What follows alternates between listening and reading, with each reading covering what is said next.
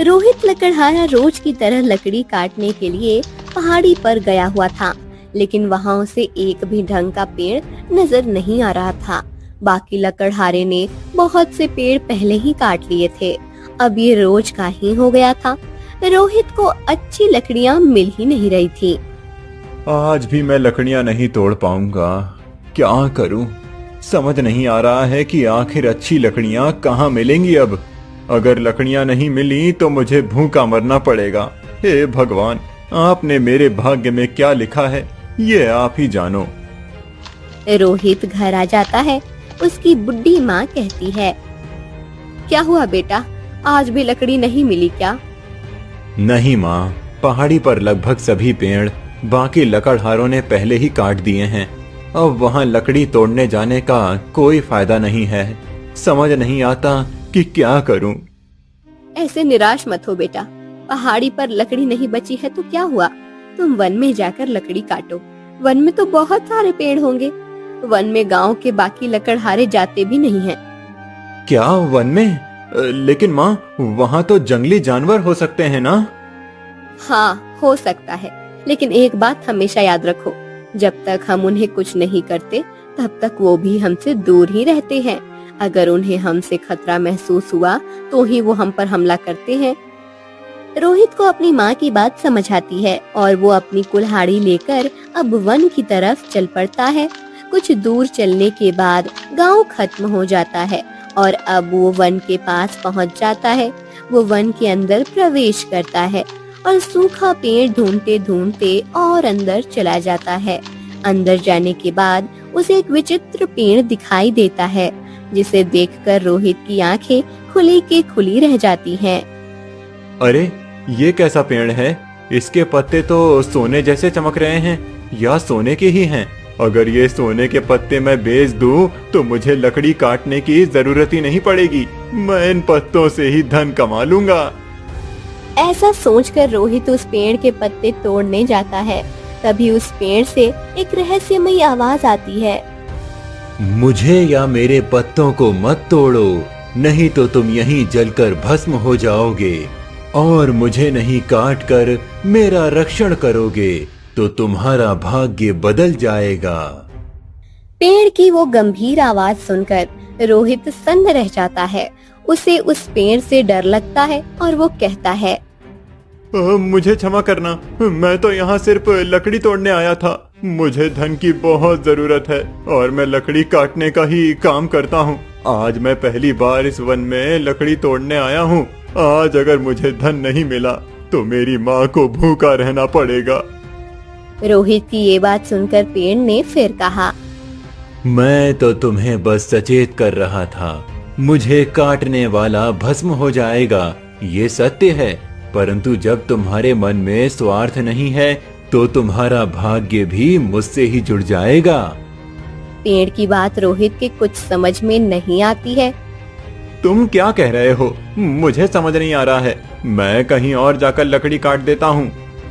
रोहित पीछे मुड़ ही रहा था कि तभी पेड़ के पत्तों की सरसराहट की आवाज आने लगती है। पूरा पेड़ हिलने लगता है और उस पेड़ के नीचे एक सुरंग बन जाती है। जाओ, इस सुरंग के अंदर चले जाओ, तुम्हारा भाग्य बदलने की प्रतीक्षा कर रहा है। रोहित घबराते हुए उस सुरंग के अंदर चला जाता है। उस अंधेरी सुरंग में रोहित को कुछ दिखाई नहीं दे रहा था, फिर भी वो आगे बढ़ता रहता है और कुछ दूर जाने के बाद अचानक उसके सामने रोशनी छा जाती है। उस रोशनी का पीछा करते हुए रोहित एक गुफा में पहुंच जाता है, जहां पर सोने के खजाने के कई ढेर लगे हुए थे। ये क्या, इतना सारा खजाना? उस पेड़ ने सच कहा था। इस खजाने से मेरा तो क्या, मेरे पूरे गांव का भाग्य बदल सकता है। रोहित उस खजाने को प्राप्त करने के लिए आगे जाने लगता है। तभी वहाँ एक काला जहरीला नाग प्रकट हो जाता है। नाग को देखकर रोहित के पैर वहीं टिक जाते हैं। वो हिल भी नहीं पा रहा था। नाग रोहित की तरफ देखकर फुदकारता है। तब रोहित के हाथ पैर कांपने लगते हैं। उसे लगता है कि अब वह नहीं बचेगा। वो हाथ जोड़कर नाग के सामने खड़ा हो जाता है। नाग देवता, मुझे मत मारो। घर पर मेरी बूढ़ी माँ मेरी राह देख रही है। मुझे इस खजाने से कुछ नहीं चाहिए, बस मुझे जाने दो। रोहित की डर से भरी आवाज सुनकर नाग कहता है, तुम्हें डरने की कोई आवश्यकता नहीं है। मैं तो इस खजाने का रक्षक हूँ। जो भी इस खजाने को प्राप्त करने आता है उसे एक परीक्षा देनी पड़ती है। यदि तुम उस परीक्षा में सफल हो गए तो ये खजाना तुम्हारा हो जाएगा। अच्छा ठीक है, मैं परीक्षा देने के लिए सज्ज हूँ। यदि इस परीक्षा से मेरा भाग्य बदल गया तो मेरी माँ को कभी भूखा नहीं रहना पड़ेगा। ठीक है, तुम मेरे प्रश्न का उत्तर दो। ऐसी कौन सी चीज है जो एक मनुष्य को जीवन भर याद रखनी चाहिए और उसका पालन करना चाहिए? नाग का प्रश्न सुनकर रोहित कुछ देर विचार करता है और एक मनुष्य को अपने जीवन में कभी लालच नहीं करना चाहिए। कितनी भी मुश्किल स्थिति आ जाए, हमेशा हिम्मत से काम लेना चाहिए और सबसे जरूरी, हमेशा पूरी ईमानदारी से अपने काम को करते हुए सबकी सहायता करनी चाहिए। मनुष्य अगर अपने जीवन में केवल इन 3 चीजों का पालन करे तो उसका जीवन सफल बन जाता है।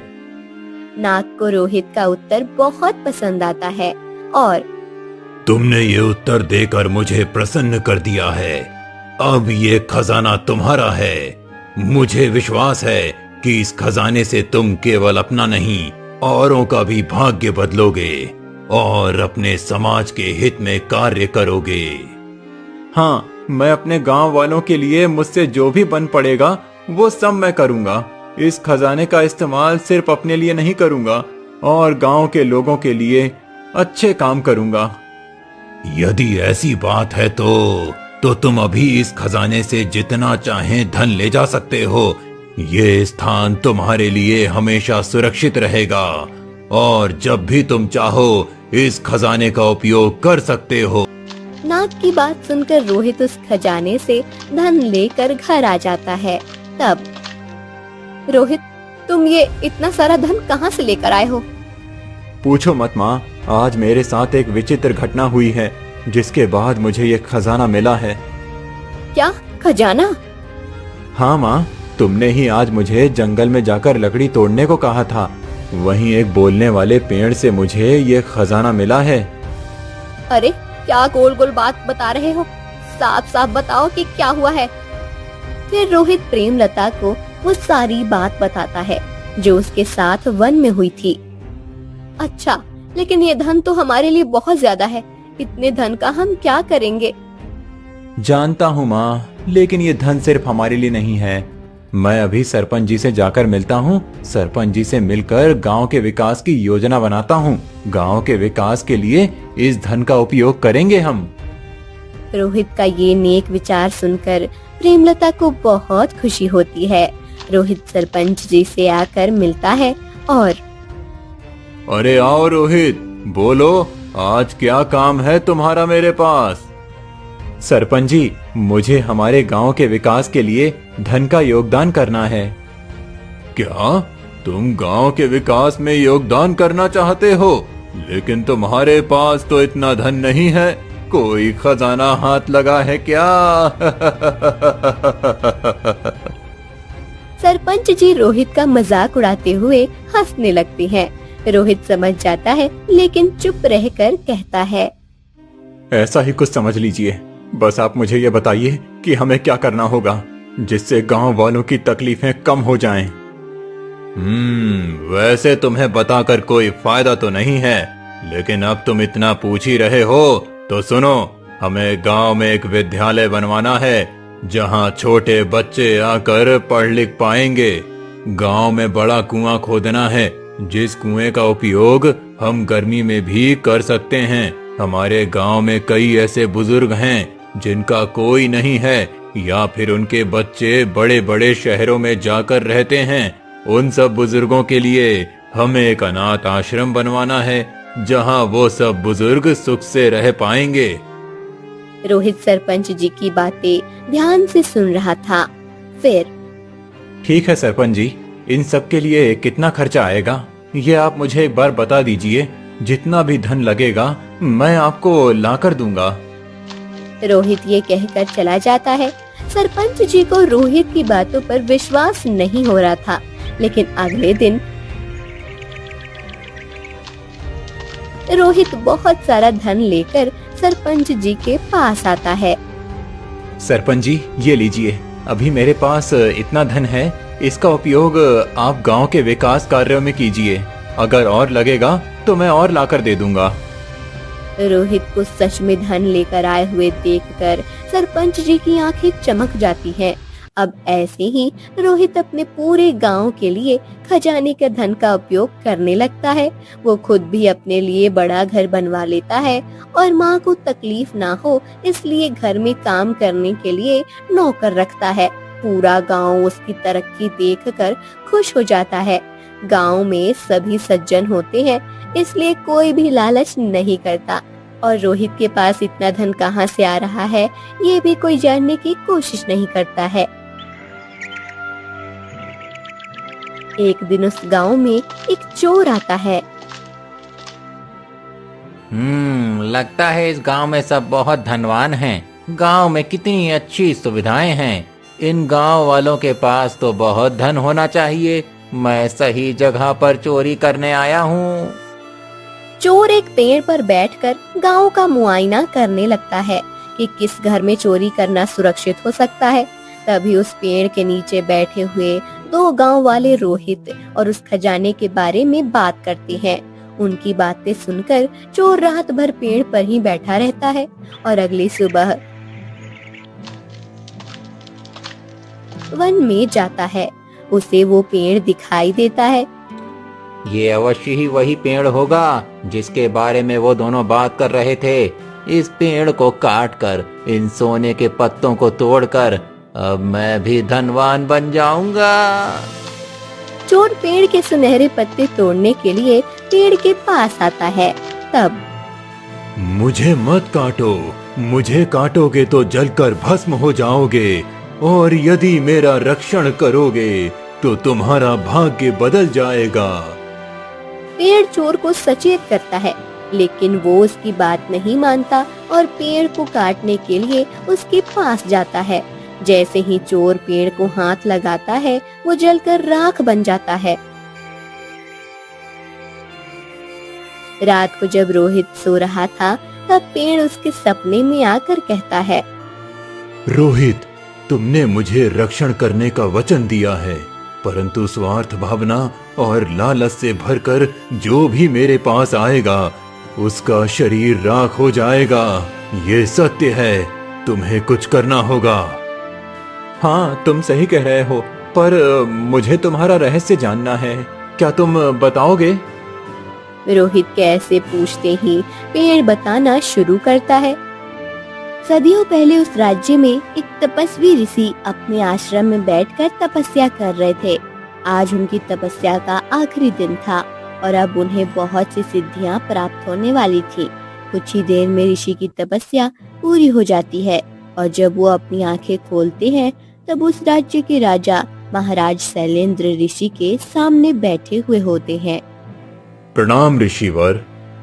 राजन, मेरी तपस्या की समाप्ति पर आप यहाँ आए हैं। इसका अर्थ है कि आपको मुझसे कोई विशेष काम है।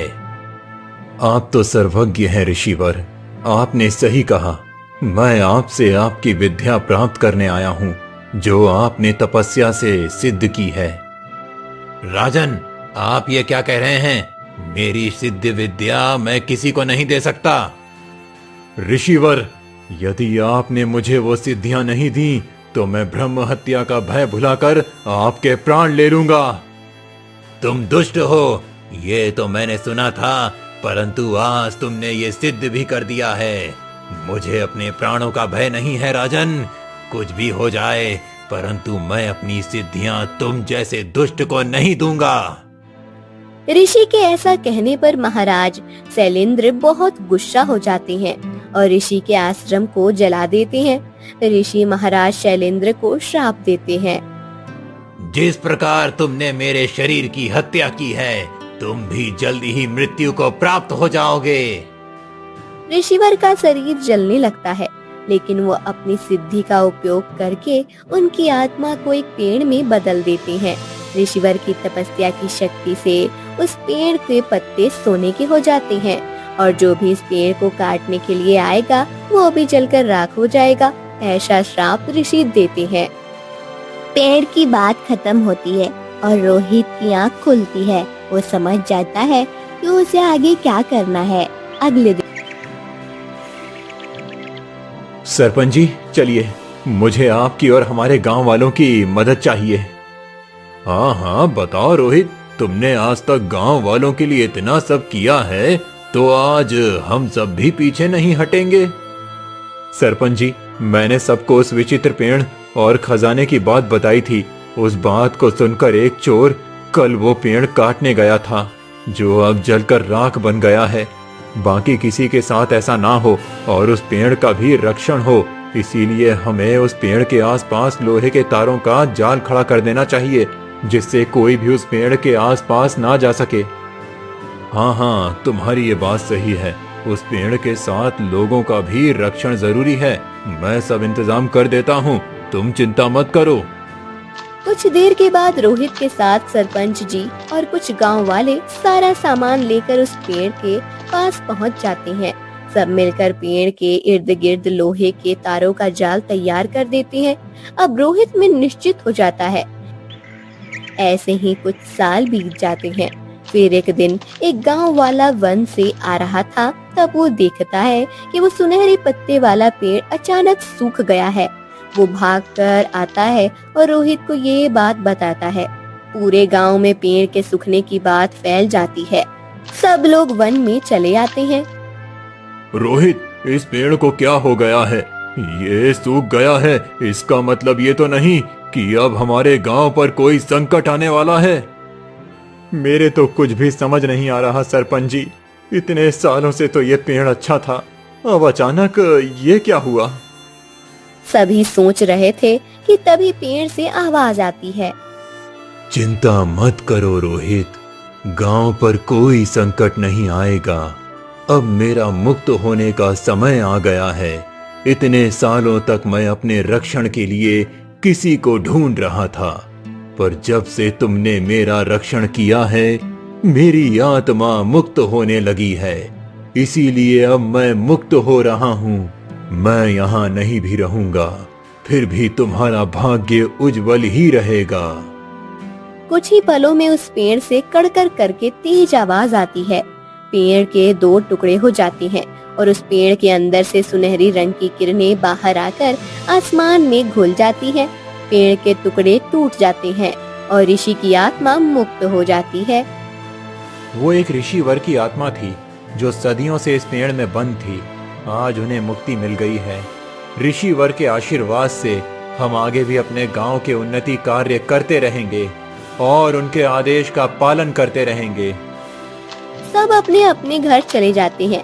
पेड़ टूट जाता है, लेकिन पेड़ के नीचे सुरंग खजाना सुरक्षित होता है जिसने रोहित का भाग्य बदल दिया था। आज भी रोहित उस खजाने से न सिर्फ अपने गांव वाले की बल्कि आसपास के गांव के गरीबों को भी मदद करता रहता है।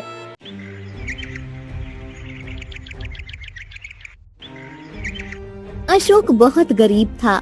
उसके हाथ में कोई हुनर नहीं था, इसलिए उसे कोई काम भी नहीं मिलता था। उसकी पत्नी अश्विनी और वो दोनों अक्सर भूखे पेट सो जाते थे।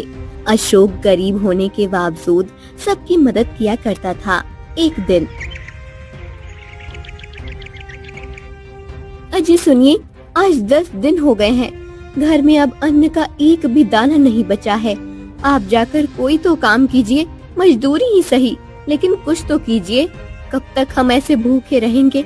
ऐसे तो एक दिन हम दोनों की मौत हो जाएगी। नहीं नहीं, ऐसा मत कहो। मैं आज दूसरे गांव जाकर देखता हूँ, वहाँ जरूर कोई काम मिल जाएगा। अशोक जंगल के रास्ते दूसरे गांव जाने लगता है।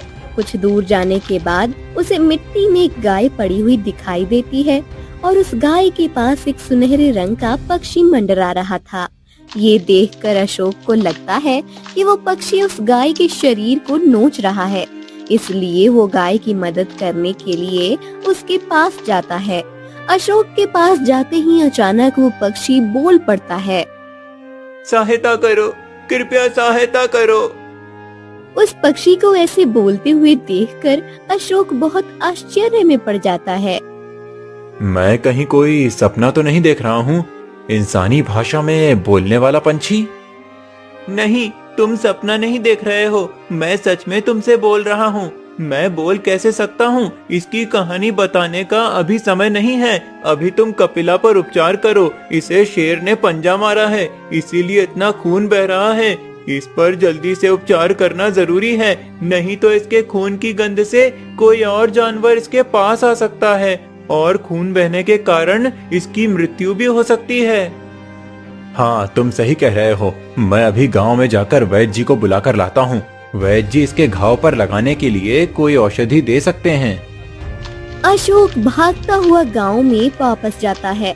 वो सीधे वैद्य जी के घर जाता है और उन्हें लेकर जंगल में आता है। वैद्य जी गाय के घाव को देखकर उस पर जड़ी बूटियों का लेप लगा देते हैं और अशोक से कहते हैं कि आगे 7 दिनों तक गाय के घाव पर ये लेप लगाना पड़ेगा। वैद्य जी चले जाते हैं। फिर प्यारे पंछी, तुमने सुना ना कि वैद्य जी ने क्या कहा? आगे 7 दिनों तक कपिला के शरीर पर लेप लगाना है। ऐसी हालत में इसे यहाँ जंगल में रखना ठीक नहीं है।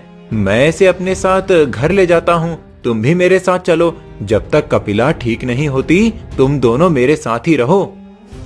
वैद्य जी के लेप लगाने के बाद अशोक उसे पानी पिलाता है और कपिला उठाकर खड़ी होती है। अशोक कपिला को लेकर गांव जाने लगता है। पक्षी भी उसके पीछे उड़ते हुए जाने लगता है। अशोक को वापस आया हुआ देखकर, आप इतनी जल्दी आ गए? और ये गाय कहाँ मिली आपको? ये गाय जंगल में पड़ी हुई थी। इसे एक शेर ने पंजा मारा था। वैद्य जी ने इसके घाव पर लेप लगाया है, पर कहा है कि आगे कुछ दिनों के लिए इसका ध्यान रखना होगा। इसीलिए मैं इसे अपने साथ ले आया हूँ। अरे, यहाँ हमारे खाने के लिए कुछ नहीं है और आप इस गाय को लेकर आए हैं। साथ में ये पक्षी भी है। अब इन्हें क्या खिलाएंगे हम? तुम चिंता मत करो, मैं इसके लिए जंगल से हरी घास लेकर आऊंगा। तब पक्षी कहता है, और मैं अपने लिए किसी पेड़ से फल ला लूंगा। आपको चिंता करने की कोई जरूरत नहीं है। पक्षी को बोलता हुआ देखकर अश्विनी चौंक जाती है। तब अचानक गाय बोलने लगती है, तुमने आज मेरे लिए जो किया है उसका फल तुम्हें अवश्य मिलेगा। अच्छे कर्म कभी भी बेकार नहीं जाते हैं। अगले दिन से अशोक रोज जंगल में जाकर हरी घास तोड़कर लाता है और कपिला को खिलाता है। जड़ी बूटी का लेप कपिला के घाव पर लगाकर उसका ध्यान रखता है। कुछ दिनों के बाद कपिला पूरी तरह से ठीक हो जाती है। उसका घाव भी भर जाता है। फिर अशोक, तुमने मुझ पर बहुत बड़ा उपकार किया है। तुमसे बहुत खुश हूँ। आज मैं बहुत सारा दूध दूंगी।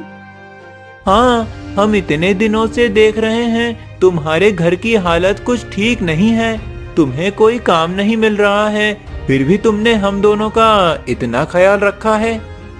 हाँ, मुझ में कोई हुनर नहीं है, इसीलिए मुझे काम नहीं मिलता है। इसीलिए हमें गरीबी में जीना पड़ रहा है। हाँ, कपिला के दूध में बहुत पोषण तत्व है। कपिला का दूध दिव्य शक्तियों से युक्त है। उस दूध से बीमारियां दूर हो जाती हैं और वो दूध स्वाद में बहुत मीठा होता है। अगर ऐसा होता है तो मुझसे ज्यादा खुश नसीब कौन होगा? अगले दिन से कपिला ढेर सारा दूध देने लगती है, जिसे अशोक गांव में जाकर बेचने लगता है। पहले दिन ही उसे अच्छे पैसे मिलते हैं। अश्विनी, ये देखो आज कितने पैसे मिले हैं। सब हमारी कपिला की कृपा है। हाँ, आज कपिला के कारण ही हमें इतने पैसे मिले हैं। मैं अभी जाकर सब सामान लेकर आती हूँ। आज मैं बहुत सारा खाना बनाऊंगी और कपिला और पक्षी भी हमारे साथ खाना खाएंगे। अगले दिन से रोज कपिला बहुत सारा दूध देने लगती है। अशोक कपिला का दूध बेचता था, जो गांव वालों को पसंद भी आने लगता है। गांव के लोग अशोक के लाए हुए दूध की तारीफ करने लगते हैं। अरे भारती बहन, अशोक भैया ने जो दूध दिया है वो कितना स्वादिष्ट है ना। हाँ, बहुत मीठा है और कितना गाढ़ा भी। मलाई भी कितनी अच्छी आई थी दूध पर। हाँ, अरे मेरा बेटा तो हमेशा बीमार रहता था, लेकिन जब से ये दूध पीना शुरू किया है उसने तब से उसकी बीमारी भी कम हो रही है।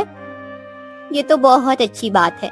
वैसे भी पहले हम उस धनीराम से दूध लेते थे।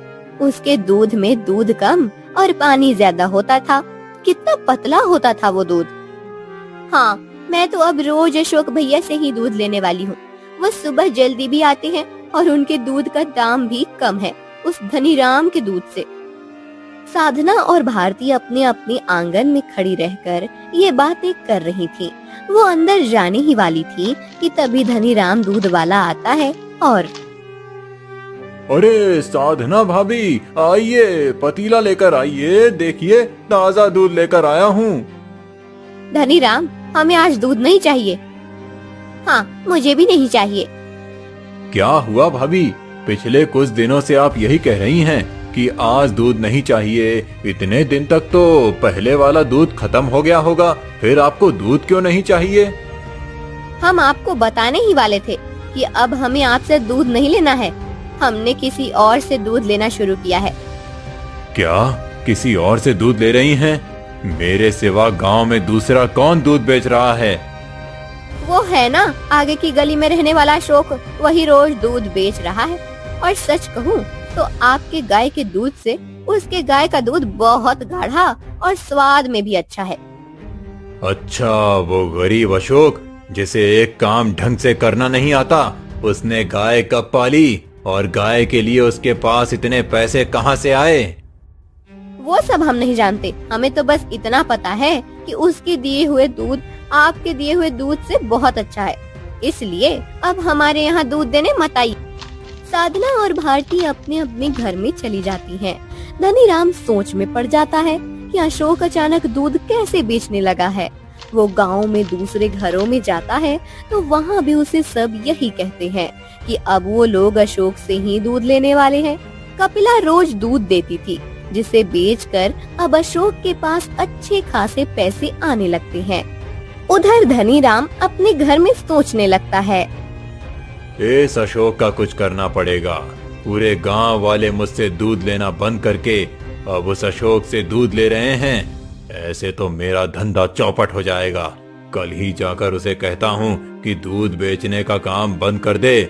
वो ऐसे मेरे पेट पर लात नहीं मार सकता। अगले दिन धनीराम अशोक के पास आता है और अशोक, सुना है कि आजकल तुम पूरे गांव में दूध बेच रहे हो। हाँ, क्यों, क्या हुआ? कल से तुम दूध बेचना बंद कर दो। मैं तुमसे कई सालों पहले से दूध बेच रहा हूँ। तुम ऐसे अचानक आकर मेरा धंधा बंद नहीं कर सकते हो। लेकिन मैंने आपका धंधा बंद नहीं किया है। मैं तो अपनी गाय जितना दूध देती है उसे जाकर बेचता हूँ। इसमें आपको क्या परेशानी है?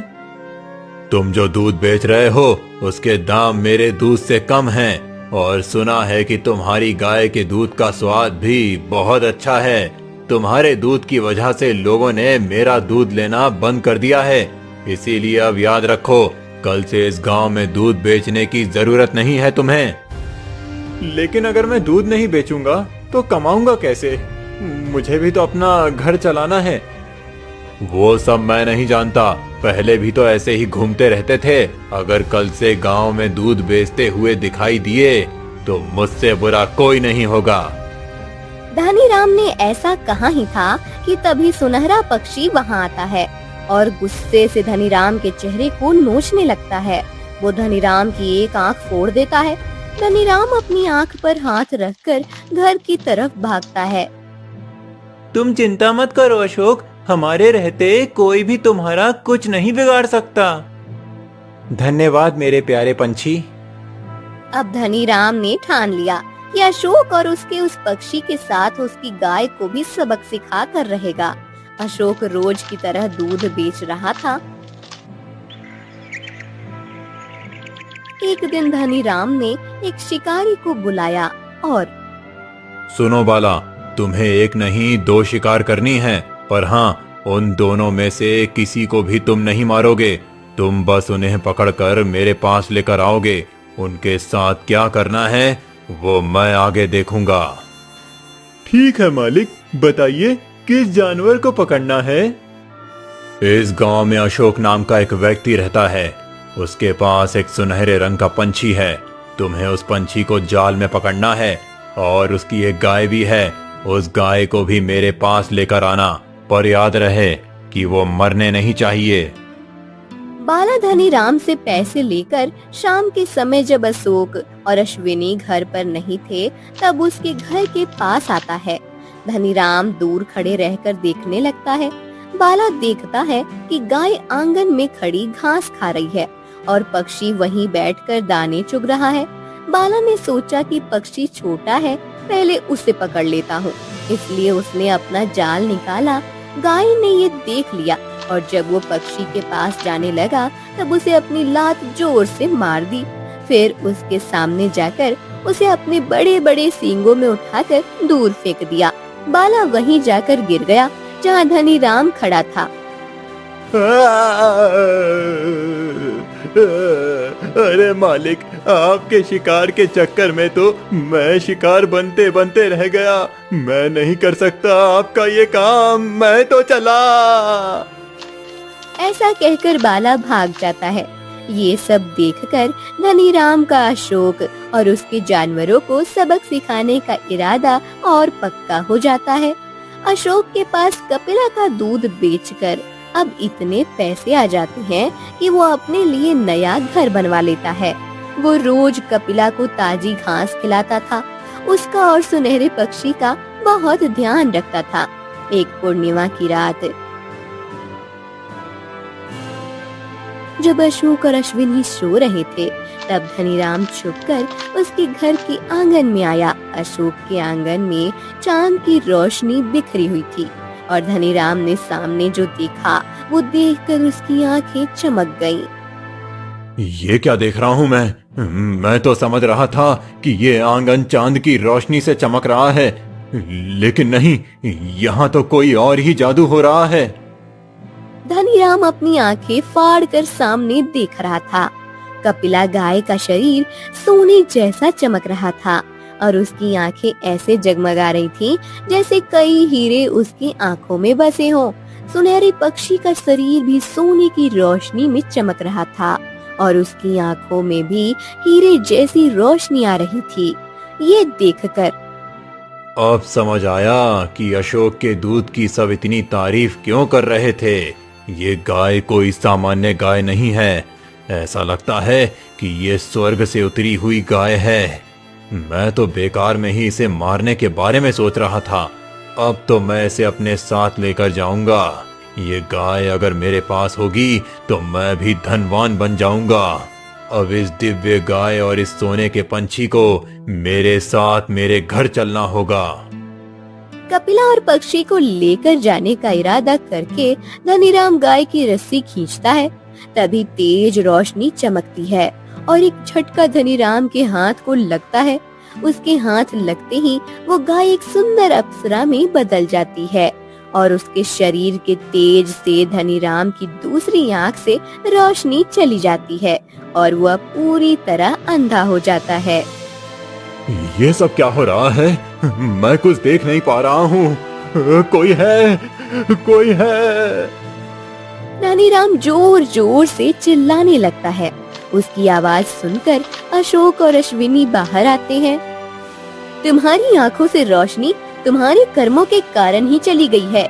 तुमने स्वार्थी मन और अशोक का बुरा सोचकर मुझे चुराने के लिए हाथ लगाया था, इसलिए अब तुम कभी नहीं देख पाओगे। यही तुम्हारी सजा है।